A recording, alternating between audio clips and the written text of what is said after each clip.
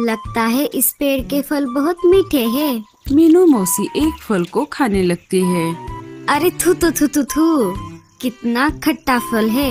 ऐसा फल खाने से अच्छा मैं मिट्टी खा लेती। चलो कोई दूसरा फल ढूंढती हूँ। रही थी।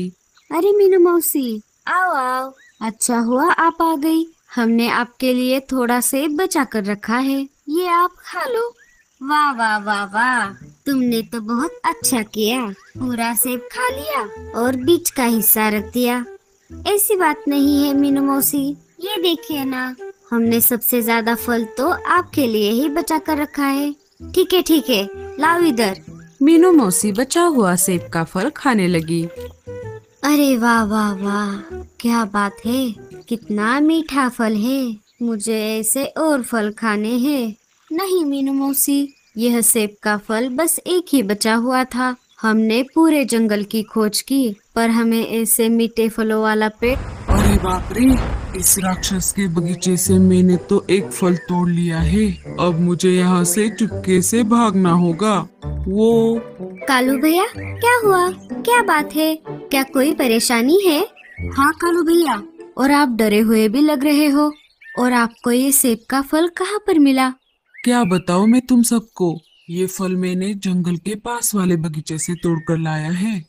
अरे तो हम सब यहाँ पर क्या कर रहे हैं?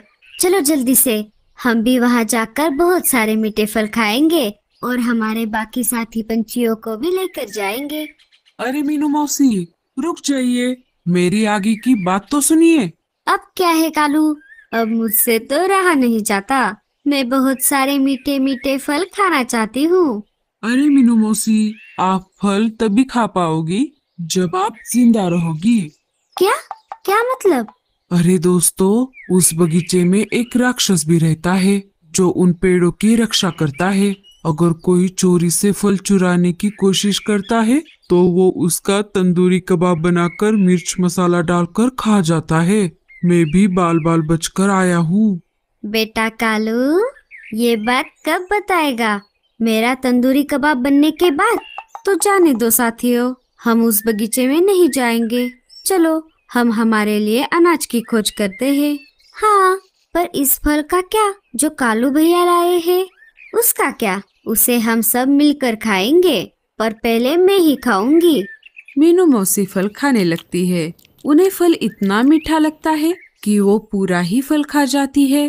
अरे अरे मीनू मौसी, ये आपने क्या कर दिया? आपने तो थोड़ा भी फल हमारे लिए नहीं छोड़ा।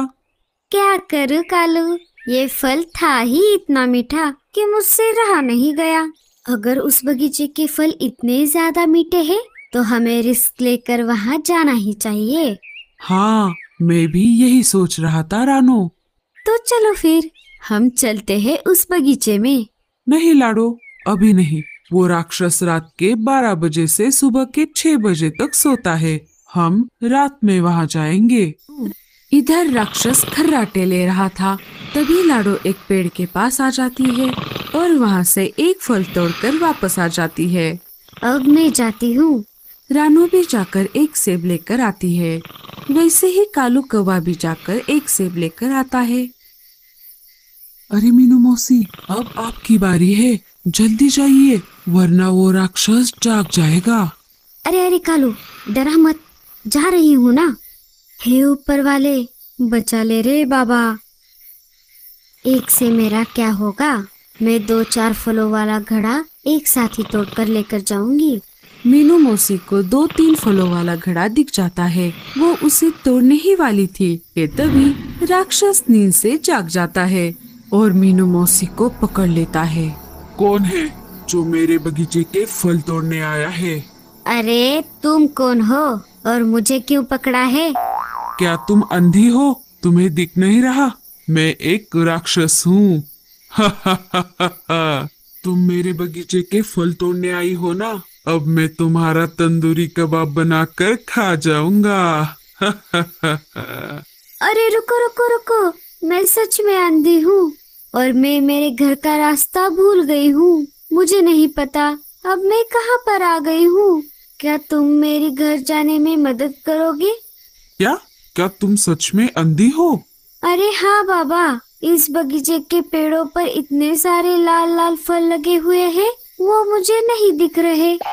अच्छा अच्छा ठीक है, तुम अंधी हो इसलिए मैं तुम्हें छोड़ देता हूँ। अब ये बताओ, तुम कौन से जंगल में रहती हो? मैं सुंदरबन जंगल में रहती हूँ। ठीक है, अब यहाँ से सीधा आगे जाओ, तुम तुम्हारे जंगल पहुँच जाओगी। बेटा, मुझे बहुत भूख लगी है, क्या तुम मुझे कुछ खाने को दे सकते हो? ये लो, और अब भाग जाओ यहाँ से। मीनू मौसी वो घड़ा लेकर अपने साथी पंछियों के पास आ जाती है। बाल बाल बच गए रे बाबा। हे ऊपर वाले, तेरा लाख लाख शुक्र है। अरे, अब क्या यहीं पर रहोगे? अब चलो यहाँ। मौसी, आपका जवाब नहीं। एन मौके पर आपने क्या दिमाग लगाया। हाँ मीनू मौसी, आप सच में बहुत हिम्मत वाली हो।